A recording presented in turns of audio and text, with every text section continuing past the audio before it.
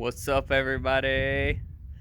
I've had a couple requests to make a video on how to fly low and fast and aggressive, so I'll try to break it down to basic principles and explain it in a simple way so that people can have the tools they need to progress safely into flying fast and low, because that's the best part about paramotors, is being able to fly low in a way that you can't do on any other aircraft.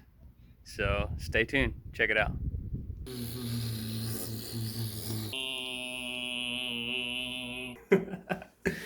All right, so check it out. This is my little drawing that I'm going to use to explain something about bank angle and power required to maintain level flight. So if your airspeed remains constant, which unless you're using SpeedBar or a lot of brake pressure, then paragliders' airspeed generally remains constant, and that's your trim speed of your glider. So you're flying straight and level, your trim speed is, I don't know, we'll say 25, 30 miles an hour, somewhere like that. If you increase your bank angle to 60 degrees, you just pull brake until your wingtip is on the horizon and your bank angle is 60 degrees. It takes 100% more power from your engine to maintain level flight with a 60-degree angle of bank. So that means if you're flying at half throttle, straight and level, and maintaining altitude, and then you bank 60 degrees, now it's going to take full throttle for you to maintain that turn without descending any altitude. It's not so important when you're up high, but when you're really close to the ground already and you're already low, extreme bank angles like 60 degrees where your wingtip is on the horizon, like a wingtip drag or something, it's very important to know that you are going to descend in altitude and hit the ground if you do not add power to maintain that turn. If you have extra airspeed, like you're on SpeedBar, and then you bank over, and then as you bank over, you release the SpeedBar, you can trade some of that airspeed to maintain that altitude. I'll demo that later on in the flight. But yeah, so if you have extra airspeed, you can bank over and then release the SpeedBar to maintain that altitude, and also while applying full power, and then you can get your bank angle even further than 60 degrees. 45 degrees requires about half power increase. So if you're at half power here, half throttle, to maintain level flight, and you bank over 45 degrees, you need to increase about 50% power, which equals 75% of your total power. So, and then just a little bit more to 60 requires your full power of your paramotor for you to maintain altitude while you're also in this turn. Cool. See you guys in the air. To be able to fly low without crashing into the ground, you need to use your eyes to be able to judge your altitude. And that is a learned skill. But it's very important on where you are looking with your eyes during the turn. The first part of where your eyes need to be looking is on the horizon, not down, not up at the wing. The second part of where you need to look is into the turn, the direction that you are turning. In an aggressive turn, you'll actually see the wingtip of your glider, and then you're looking at the horizon to be able to judge your altitude. The third thing that's important about where you're looking with your eyes and how you're looking is as your bank angle increases on the paramotor, you need to try to keep your head level with the horizon. We spend our entire lives pretty much with our heads, our eyes level with the horizon. So all of our hand-eye coordination and our peripheral vision, all that has learned to work with our eyes, our head level. If you were to try and catch a baseball coming at you with your head turned 60 degrees to the side, your hand-eye coordination is going to be way worse than if you had your head and your eyes straight and level looking at the ball that's coming towards you. Same concept applies when you're flying, and you see this in nature. You'll see that birds will keep their heads level even as they bank and they turn 90 degrees or even upside down. Keep your head as level as you can with the horizon, and it helps you to judge your altitude to the ground much better and stay more focused and not get disoriented, because mistakes at low altitude have much greater consequences than making mistakes at higher altitudes.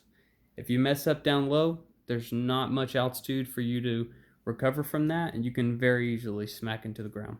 You also see motorcycle riders, if you watch the MotoGP racer guys, when they're in the turn, their eyes are looking into the turn, their head is level, and they're looking on the horizon. That will help you to judge your altitude and be able to make aggressive turns down low without descending and getting disoriented. Alright, what's up? And so the forecasts lately have been really screwed up. It's supposed to be like dead calm right now, and it'll go through periods of really calm, and then we'll get like gusts up to, I don't know, 12 at least, and it's just not smooth. You can see how much I'm shaking around right now, crabbing into the wind. Freaking sucks, man. Weather's been so weird lately. Forecast's been wrong. Kind of bummed. I want to fly hard, but can't like this. I'm straight and level, cruise power, constant altitude. I can turn about this much without losing too much altitude. If I turn about 45, I'm descending slowly. Bad power. If I had a little bit more power, then I can maintain with a 45-degree bank. If I go steeper, I have to add more throttle to maintain altitude.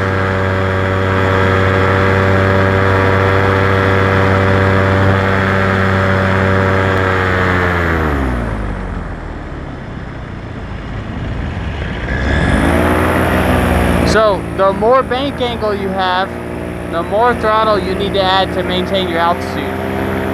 If you don't maintain your throttle, if you don't increase your throttle power, then this happens.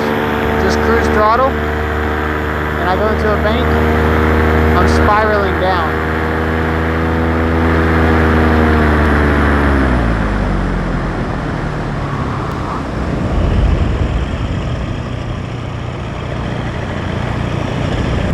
Alright, let's come on down. Let's do some touch and goes, since we have the weather conducive to touch and goes.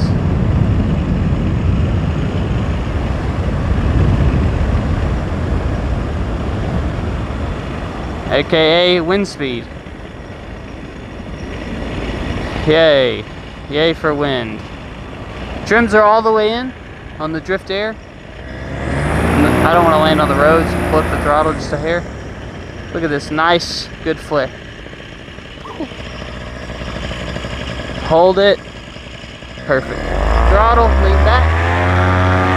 Pressure. And roll. Scoot back in the seat. When you're climbing out and you have wind, don't turn until you have altitude to make a complete 360 and land again like this. See, I had the altitude to make a complete 360 back into the wind and land again. Oh, engine failure. Oh crap. I make my right turn. I'm gonna let my wing gain airspeed. Freaking light pole. Could still do it, still make it. And I could have landed. It's driving me crazy that I have all this wind today. Driving me absolutely nuts. Boop!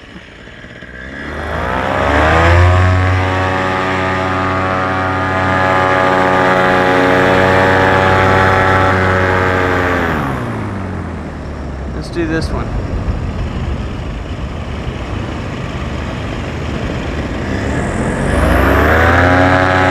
All the way.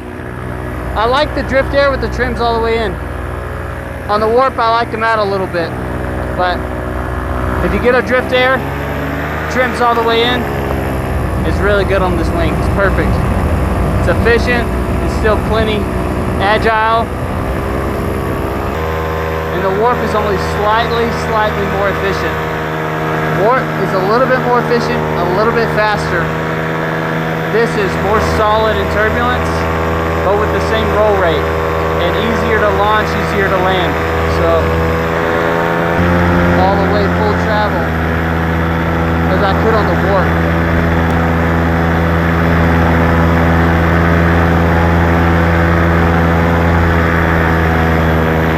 I like this wing a lot, man. It's the perfect balance of maneuverability, stability, safety, power attack system, durability. When you're full speed bar, you cannot pull any pressure on the main brake line. You need to always have slack in that brake line. So your full bar, I have my toggles right next to my pulleys like this. I like to hook my thumbs on the back of the risers as like a reminder for me to keep pressure off that main brake line. If you want to start using the speed bar in conjunction with your turns, this is how to practice it, and with plenty of altitude, more than what I have. So you're on speed bar, right? You can initiate a turn with just 2D like this. See that? But I didn't come off bar yet. So you start a turn, then you come off bar, then you add brakes. Come off brakes, push on the bar, and then you only add 2D steering to level yourself.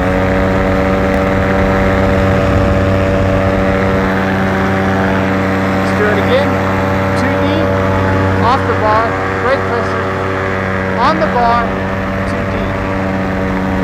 Other way, 2D, off the bar, pressure, on the bar, 2D. Now look, here's where people mess up. This is where people mess up. The first part's easy. You get the roll started only with 2D, and you release the bar. Where people mess up is they forget to put their hands back up before they push on the bar. So you can't be in a turn like this with brake pressure and push on the speed bar. That's when you get a collapse, right? So when you're turning like this, you have to release the pressure and then get on the speed bar. And when you're on speed bar, you can only use 2D steering. You can only pull this yellow line. No pressure on that main brake line until you're off the bar. Then you can do whatever you want with the brakes. Again, 2D steering, off the bar, brake pressure. Pressure, hands up, on the bar. Tip steer, release bar. Release brakes, on the bar. That's how you do it. Remember to keep your head on a swivel. Look at the wingtip. Watch the wingtip. Practice up high altitude first. Don't try this down low until you've mastered it up high. Do not use power attack until you have practiced this with regular speed bar first. I'm going to show you how fast you can drop. Okay? I'm at like, I don't know, 150 feet right now. 100 feet, somewhere in there. Chop throttle and then push power attack speed bar. I can almost drop straight down. Look at that. See how quickly I can lose altitude? I mean, it's like nosing a hang glider over almost. Peace out. Camera setup is complete.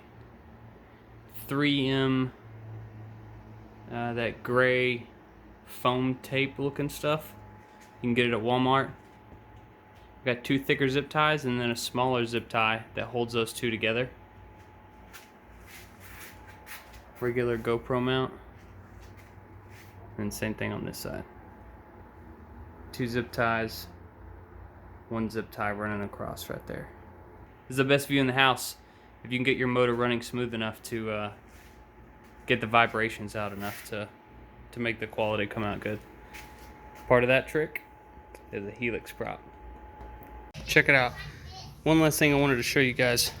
These dudek harnesses and a lot of other harnesses come with the SpeedBar pulley attached here on the front of the harness. The problem with that is your wing is here, right? When your SpeedBar is here, you have this angle. And when you push on the bar, it makes the paramotor lean backwards when you push on SpeedBar. The way to fix that, if your harness has that issue, is to remount your SpeedBar pulley in line with the carabiner. So when this is up in flight and the SpeedBar is tensioned, it puts my SpeedBar line pretty much in line with the carabiner like this. So if you have an issue with your paramotor leaning backwards when you're pushing on SpeedBar, that's how you fix it. Just reposition your pulley further back. You can mount it here if you need to, somewhere. Just find a place to attach it. The Sup Air harness, I think, had a pulley inside here, but it was further back enough that it didn't make that happen. And then when I switched to the dudek harness, I noticed that my SpeedBar behavior was totally different. So just remount your pulley. I've just literally have it tied on with 550 cord, and then that fixed all my issues.